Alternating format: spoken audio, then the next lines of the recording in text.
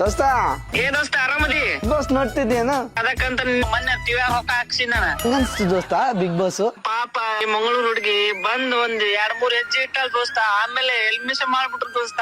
ಇಲ್ಲ ದೋಸ್ತ, ಹುಡುಗಿ ಹೊರಗಡೆ ಬಂದಿರೋದಕ್ಕೆ ಚಾನ್ಸೇ ಇಲ್ಲ. ಸುದೀಪ್ ಸರ್ ಮೊನ್ನೆ ಹೇಳಿಲ್ಲೇನ? ಏನು? ಎಕ್ಸ್ಪೆಕ್ಟೆಡ್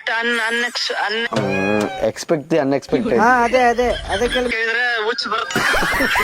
ಸುದೀಪ್ ಸರ್ ಫೋನ್ ಹಚ್ಚಿ ಮಾತಾಡ್ತೀನಿ ಅಂತ ಹೇಳೋ ಮರೆ. ಮತ್ತೆ ಯಾರ ಹತ್ರ ಕೇಳೋಣ? ಬಿಡು ದೋಸ್ತ, ಇವತ್ತು ಟಿವಿಯಾಗ ಬರ್ತೈತಲ್ಲ ನೋಡಣ, ಯಾಕೆ ಸರಿಯಾಗಿ ಬಿಸಿ ಮಾಡಕಂತಿ.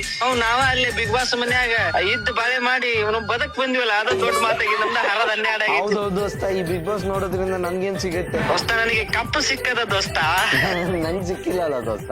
ನಾನ್ ನಿನ್ನ ಗೆಳೆಯ ಸಿಕ್ಕಿದಿಲ್ಲ ದೋಸ್ತ, ಪ್ರಾಣಕ್ಕೆ ಪ್ರಾಣ ಕೊಡೋ ಗೆಳೆಯ ದೋಸ್ತ ಪ್ರಾಣಗಣ ನೀನು. ಜೀವನ ಹೆಂಗಾಗಿದೆ ನೋಡು ದೋಸ್ತ. ಬಿಗ್ ಬಾಸ್ ಮನೆ ಗೇಟ್ ಅಲ್ಲಿ ಕೂತು ಇದೇ ಮಾತಾಡೋದಾಯ್ತು, ಇವಾಗ್ಲೂ ಇದೇ ಆಯ್ತು. ಬಿಡು, ಬಿಗ್ ಬಾಸ್ ಸುದ್ದಿ ಯಾಕೆ ಮಾತಾಡುವ, ನಾವು ಅವ್ನವ್ನ್ ಪಾರಾಕ್ ಬಂದಿದ್ದ ದೊಡ್ಡ ಕತೆ ಐತಿ, ಬಿಡು ಹೋಗ್ಲಿ.